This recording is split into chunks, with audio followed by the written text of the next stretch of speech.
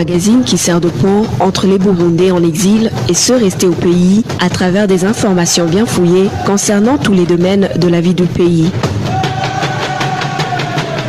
Le magazine Humura Burundi est diffusé sur le web via le site de la RPA www.rpa.bi. Humura Burundi. Bonsoir fidèles auditeurs de la RPA, bienvenue dans le magazine Humura Burundi de ce samedi 30 mars 2019. Tout de suite les titres. Les réfugiés burundais en Tanzanie continuent à être persécutés. Les anciens militaires et les membres des partis politiques d'opposition sont pourchassés par la police tanzanienne en collaboration avec les Imbonerakure. Une trentaine de familles de la colline Rukoba en province Gitega réclament les indemnités après plus de 4 ans qu'ils ont cédé leur propriété foncière pour faire place plutôt au traçage d'une route. Et dans la seconde partie de ce magazine réservé à la rubrique Au cœur de la société, on vous parlera de ce qui entoure la qualification de l'équipe nationale de football du Burundi à la CAN 2019. Voilà pour le sommaire. À la présentation, Nadège Lakodze, à la cabine technique, Emestev, Nyungeko et Nesgakiza pour la prise d'image.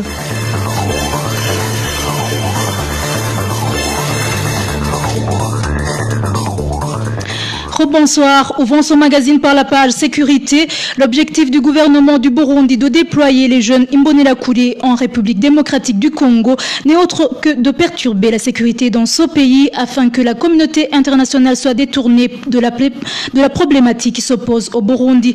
Analyse faite par Jean Bosco Ndaïkengurukiye, le président du parti KZ-FDD, ajoute que Pierre Nkurunziza a lancé cette campagne dans le but aussi d'étendre la question du Burundi sur le plan régional.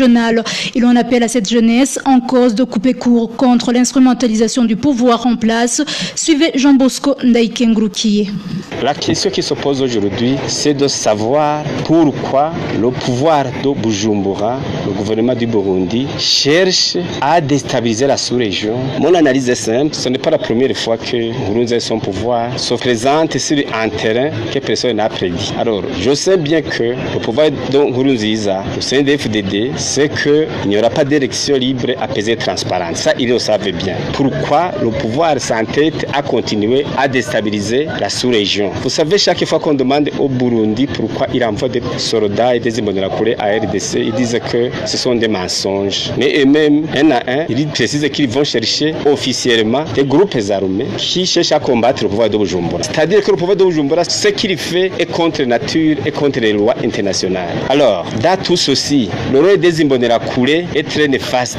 Mon conseil est simple, il suffit de retourner un peu en arrière, dans le temps, regarder dans l'espace ce qui s'est passé partout en Afrique. Quand un gouvernement utilise une milice pour aller déstabiliser un autre pays ou appuyer d'autres groupes armés, c'est que son gouvernement est au bout de son souffle. Et beaucoup plus dangereusement, ces membres des Imbonerakure risqueront fort bientôt parce que, étant déjà identifiés comme une milice, l'ONU met tous les efforts pour voir ce qui se passe au sein de cette organisation des Imbonerakure. Donc, ceux qui s'engagent, il répondra personnellement, individuellement. Si le pouvoir de Bujumbura est toujours là demain ou après-demain, ils diront qu'ils n'ont jamais accepté qu'ils ont été là. S'il y a un autre pouvoir qui le remplace, ils diront que le pouvoir de Bujumbura n'a jamais accepté ça, n'y a jamais participé. Donc, mon conseil est simple, il faut que ces jeunes qui sont encore dynamiques, le pays a besoin d'eux, se retiennent et refusent d'être embarqués dans une aventure aussi dangereuse que celle d'aller perturber la sécurité dans la sous-région.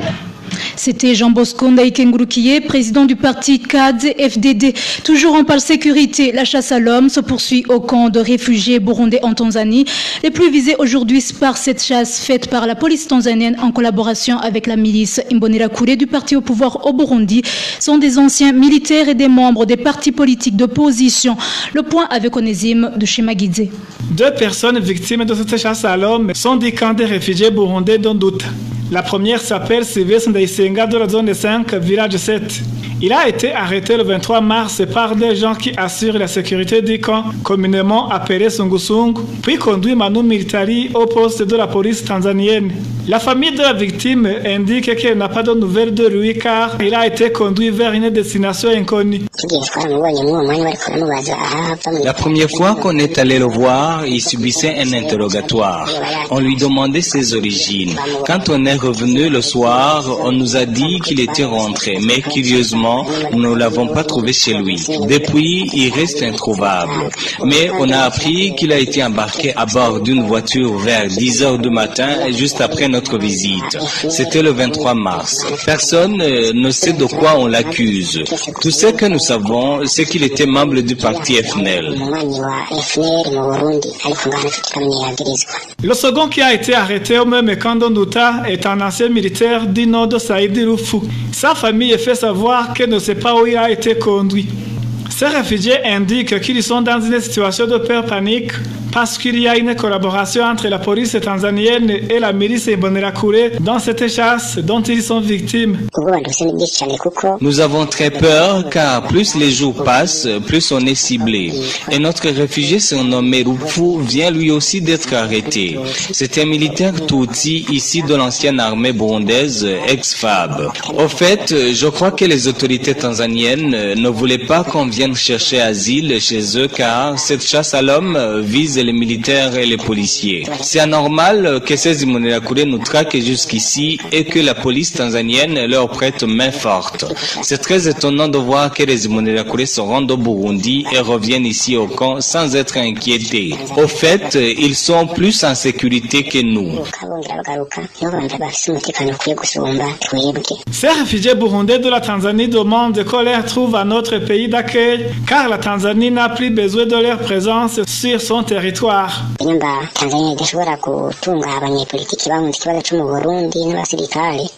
Si la Tanzanie n'est plus à mesure d'assurer la sécurité des policiers, militaires et réfugiés sur son sol, qui nous transfère ailleurs au lieu de laisser ces gens nous massacrer. Nous avons fui la persécution et les tueries au Burundi et voilà que ça continue même dans notre pays d'asile.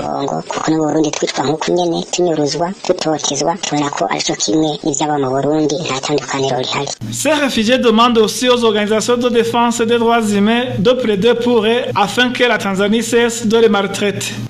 Merci Onésime Dushimagidze. En parlant toujours de réfugiés burundais, le Forum pour le renforcement de la société civile burundaise Force se dit surpris par les récents propos du ministre ougandais en charge des réfugiés qui demande aux réfugiés burundais de rentrer au pays, arguant que la paix est revenue.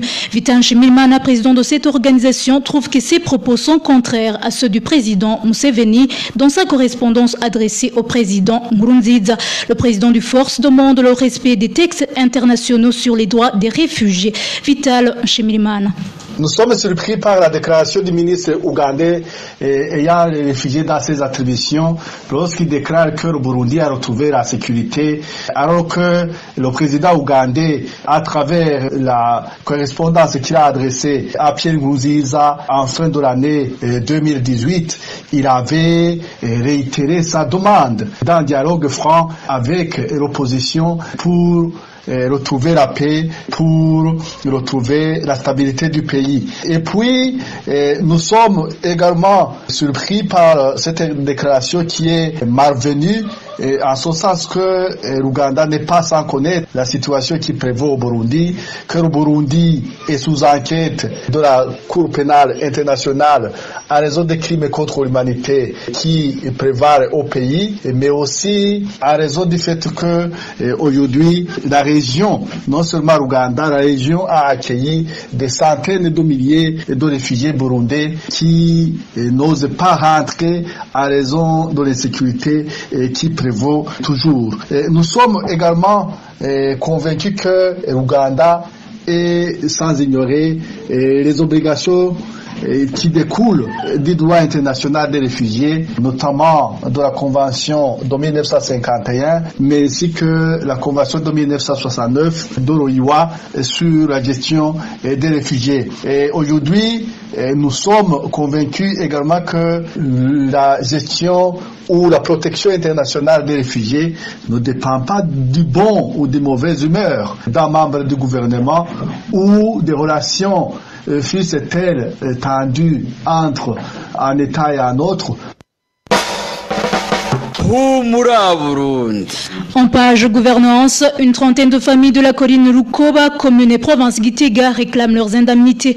Il y a plus de 4 ans, ils ont abandonné leurs maisons et champs pour céder la place au traçage de la route, mais seulement une partie a été indemnisée. Rachel Kagissier. C'est une route de 4 km de long. Elle part du palais présidentiel de Gitega jusqu'à sur la route goudronnée reliant les provinces de Gitega et Ngozi, plus précisément devant les bâtiments de l'Institut supérieur d'agriculture. Les travaux de traçage ont débuté en octobre dernier. Les champs, les arbres et les maisons d'habitation sont détruits en permanence. Seulement une partie de la population concernée a eu ses indemnités avant de déménager. Le reste, c'est plus de 30 familles qui ne connaissent pas encore leur sort. Elles attendent toujours leurs indemnités, mais leurs maisons continuent de disparaître l'une après l'autre. Parfois, c'est une ou deux chambres de la maison qui sont détruites. Il y a également des maisons qui sont sur le point de s'effondrer suite au tremblement causé par les tracteurs. Ces maisons présentent des fissures à certains endroits. La population concernée demande qu'elles soient réhabilitées. Au niveau de Soges Atome, la société qui construit cette route, les responsables soulignent que les indemnités de la population ne sont pas de leur ressort. Ils tranquillisent toutefois la population que la liste des concernés a été établie sans toutefois préciser quand ces indemnités seront disponibles. Merci Rachel Kagissier. Toujours en page gouvernance, il n'est l'ombre d'aucun doute, le gros des contributions de la population, soi-disant pour les élections de 2020, termine dans les poches des collecteurs. Le gouverneur de la province Muyinga s'en est rendu compte. Elle menace de saisir les biens des auteurs. C'est au moment où en province Rumongue, certains administratifs sont déjà sous les verrous. Le point avec Balthazar Miburo. Ils ont juste une semaine pour remettre l'argent qu'ils auraient détourné si la contribution de la population pour les élections de 2020. Ce sont certains administratifs de la province Muyinga. L'ultimatum est du gouverneur de la province. Dans une réunion tenue avec tous les administratifs, Arine Manirabarusha a menacé de vendre aux enchères les biens des administratifs qui ne seront pas exécutés.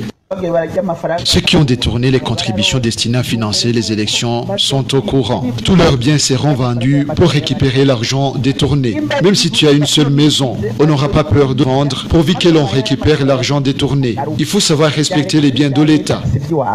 Il est à signaler qu'au sud du pays, en province de Rumongue, des cadres qui travaillent au bureau de la province sont incarcérés depuis ce vendredi. Ils sont soupçonnés d'avoir détourné plus de 15 millions sur les contributions de la population pour les prochaines élections. Merci Balthazar Miburo. Et toujours à ce propos, la collecte des soi-disant contributions pour les prochaines élections est un vol organisé par le gouvernement burundais. C'est du moins la réaction du président de l'Observatoire pour la lutte contre la corruption et les malversations économiques, Olucom en sigle. Pour Gabriel Roussili plutôt, les administratifs à chaque niveau pourront grignoter sur ces contributions parce que, dit-il, il n'y a aucun mécanisme de contrôle. Gabriel Roussili, c'est le président de l'Olucom. L'ordre qui a été donné, c'est que depuis ce qu'on appelle ici chez nous Nyumba Kumi, c'est-à-dire celui qui est le chef de 10 maisons et le chef de Corinne, après le chef de Corinne, il y a le chef de zone, etc., etc. Chacun à son niveau fait tout pour avoir de l'argent, malheureusement sans aucun mécanisme de contrôle. Donc pour nous, c'est un vol organisé qui est en train d'être opéré au vu et aussi de tout le monde. Chacun essaye d'avoir le grand maximum d'argent, malheureusement l'argent qui n'arrive pas à destination. Donc Pour nous, c'est un vol organisé. Certes, il y a l'argent qui est volé par les chefs de colline, les chefs de 10 maisons, mais aussi au niveau de la commune, au niveau de la province. Donc, chacun essaie de voler ce qu'il peut avoir. Mais ce n'est pas ça seulement. Même au niveau national, il faut savoir que l'argent qui est collecté, il n'y a pas vraiment un mécanisme de contrôle qui a été établi, comme il a bien dit depuis longtemps. Encore, il faut savoir que même dans des temps normaux, il y a des administratifs, si vous voulez, habilités, au lieu d'utiliser les quittances habituelles, ils utilisent des quittances parallèles qui ne sont pas enregistrées. C'était Gabriel Roussiri, président de l'Olucom. Et on parle société, plainte chez les usagers du transport en commun des quartiers Kinama et Mutakura. L'itinéraire qui mène dans ces quartiers en provenant du centre-ville ou encore vice-versa a été modifié pour cause la détérioration du boulevard du 3 septembre. Il demande à l'autorité municipale de songer à la réhabilitation de cette voie dans les plus brefs délais. Le point avec Jean-Pierre Nimfachidje. Sur le parking des bus du centre-ville de Bujumbura, les convoyeurs annoncent avant chaque départ qu'ils ont changé d'itinéraire, ce qui ne plaît pas aux passagers car ils ne sachent pas quelle route ils vont emprunter. Pour cause, les bus qui empruntent la chaussée d'Ipepre Murundi, une fois arrivés au rond-point des Nations Unies, déviennent vers le palais des congrès de Kigobe au lieu de continuer sur le boulevard du 3 septembre. Après le boulevard Mwambutsa, où se trouve le palais des congrès, il bifurque sur la chaussée Monseigneur Bouchonyori jusqu'à atteindre la partie encore en bon état du boulevard du 3 septembre du côté du quartier Mutakura au nord de la ville de Bujumbura. Ce nouvel itinéraire n'est pas approprié pour tous. C'est le cas de ceux qui se rendent dans les quartiers 5 et 9 d'Ongagara ou près du cercle de la police où se déroulent plusieurs cérémonies et festivités. Pour s'y rendre, certains sont donc obligés de marcher à pied, d'autres prennent des taxis motos ou vélos. Les chauffeurs de bus expliquent qu'ils ont changé d'itinéraire pour ne pas endommager leur véhicule à cause des roues et des nids de pourres qui jonchent ce boulevard. Ces chauffeurs, tout comme les passagers, demandent à la mairie de Bujumbura de réhabiliter cette route pour le bien des usagers. Jean-Pierre Nimfachidje, les feux de signalisation posés dans la ville de Bujumbura ne fonctionnent presque plus à des rares endroits où ils sont placés. Leur fonctionnement n'est pas permanent, ce qui perturbe la circulation des passants, qu'ils soient piétons ou conducteurs de véhicules. Les détails avec Vicky Chris Nineretse. Sur 11 endroits qui comportent les feux de signalisation routière dans la municipalité de Bujumbura, 6 seulement sont fonctionnels. Il s'agit de feux de signalisation situés sur la route qui accèdent dans les zones Bouiza et Buyenzi, ceux situés en face de la station Oil Company, près de l'ex-hôtel Novotel, ceux situés sur la place de l'Indépendance, ceux situés sur le boulevard de l'Uprona, en face du siège de la banque Bankobu, et ceux situés sur l'avenue de la Liberté, qui donne accès aux zones Kinindo, Rohero et quartier Kabondo. Néanmoins, des fois, ces feux de signalisation peuvent fonctionner uniquement la journée pour tomber en panne le soir. Dans d'autres différents lieux de la ville Bujumbura, ces feux de signalisation ne sont plus fonctionnels il y a un certain temps. Les usagers de la route, que ce soit les conducteurs ou encore les piétons, tous plaident pour la réparation de ces feux de signalisation, à avoir l'importance capitale dans la régulation de la circulation routière, mais aussi pour limiter les accidents. Merci Vicky Chris Nineretse. Le magazine Humura Burundi, vous pouvez suivre ce magazine sur le www.rpa.bi. C'est le moment de suivre la rubrique Au cœur de la société, produite par la synergie des médias, la radio Inzamba, la RPA et la télévision Renaissance, vous parle aujourd'hui de ce qui entoure la qualification de l'équipe nationale de football du Burundi à la CAN 2019. La rubrique Au cœur de la société est présentée par Darlene Ilakodze. Au cœur de la société.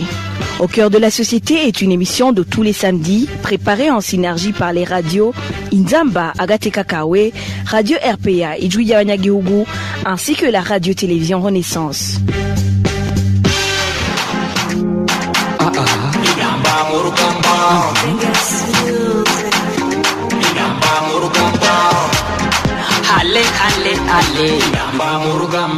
Bonjour et bienvenue dans cette émission au cœur de la société sur Télé Renaissance, Radio Inzamba et la RPA. Une fois n'est pas coutume, nous allons parler football dans cette émission. Heureux qui, comme l'équipe nationale burundaise, Intamba Murugamba, arrache un match nul face aux Panthères du Gabon. Le score est synonyme d'une victoire pour le Burundi.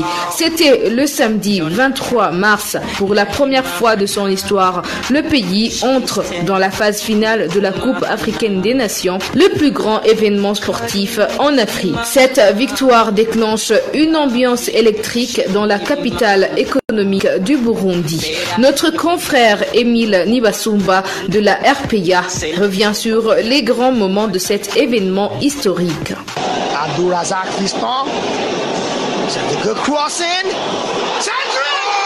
Le but marqué à la 75e minute a soulevé le public de l'équipe nationale burundaise de football à Bujumbura et ailleurs. Venus de différents coins du pays, les supporters des Intamba du Burundi étaient maîtres de l'ambiance qui régnait autour du gazon synthétique du stade Prince Louis Rwagasore.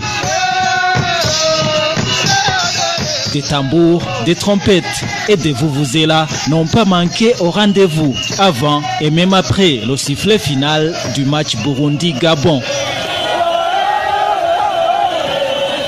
Le score d'un but partout, synonyme de qualification du Burundi à la CAN Senior 2019, a poussé les fans des Hirondelles à envahir les rues de la capitale économique. La joie était à son comble. Cette femme s'est exprimée sur Mashariki TV. C'est historique, c'est vraiment historique. Je suis très contente pour mon pays. We are proud of you, Intamba Murugamba. Et c'est la première fois qu'on voit que ni les femmes ni les hommes, toutes les ethnies, confondus, nous sommes unis.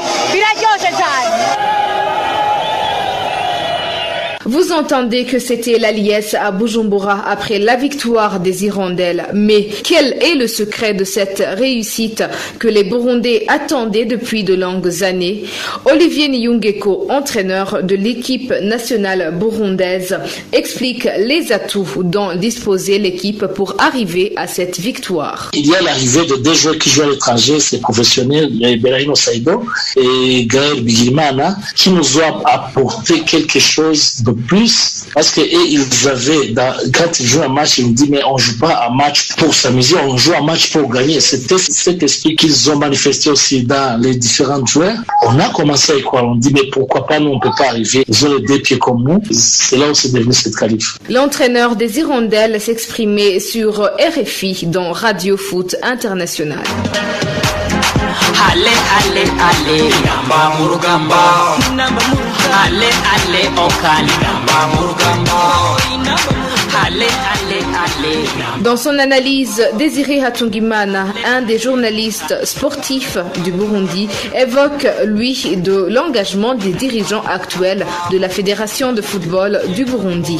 Depuis longtemps, le Burundi possédait des joueurs de qualité dans l'équipe nationale, mais il y avait des problèmes liés aux moyens. Aujourd'hui, les moyens ne sont plus un problème parce que la Fédération de football du Burundi est dirigée par Révérend Ndikuriyo, qui est en même temps président du Sénat burundais. C'est une autorité du Burundi de haut niveau. Quand il s'agit de chercher des moyens pour appeler les joueurs pour venir jouer dans l'équipe nationale, c'est facile, mais auparavant, c'était compliqué d'appeler 10 joueurs. On se limitait à 4, 3 parce que les moyens ne le permettaient pas. C'est une chose qui a évolué. Aujourd'hui, on fait appel à 25 joueurs qui évoluent tous à l'étranger. Ça ne cause pas de problème. Le Burundi est certes entré dans le cours des grands, mais que faut-il pour maintenir le cap? Tarsis Haderimana, l'un des anciens journalistes sportifs. La fête est terminée, donc il faut que le staff technique de la fédération s'organise pour préparer cette CAN qui aura lieu au mois de juin en Égypte.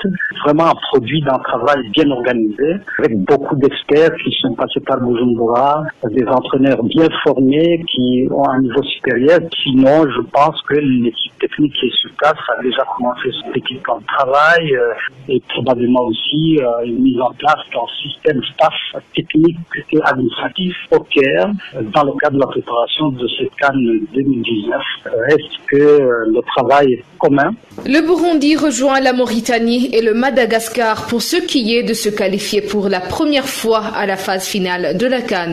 Seul le Rwanda dans la sous-région n'a pas pu se qualifier dans cette phase finale. Nous vous rappelons que c'est le 12 que se tiendra le tirage au sort qui constituera les poules pour les pays qualifiés. C'est ici que prend fin cette émission au cœur de la société. Je remercie Bertrand Ngendakuriyo de la radio Inzamba, Émile Nibasumba de la radio RPA pour votre collaboration. Félicitations aux Inhamba Murugamba et nous vous souhaitons bonne chance pour les matchs qui suivent. À la prochaine. C'était l'émission Au cœur de la société. Merci à toi, Darlène Irakoze. Voilà, c'est par cette rubrique Au cœur de la société que nous clôturons le magazine Humura Burundi de ce samedi 30 mars 2019. Merci à tous pour votre oreille attentive. Merci à toute l'équipe rédactionnelle, sans oublier MSF Nyungeko pour sa bonne collaboration technique et Inès Gakiza pour la prise d'image. À la présentation, vous étiez avec Nadège Irakoze. Bonne soirée chez vous.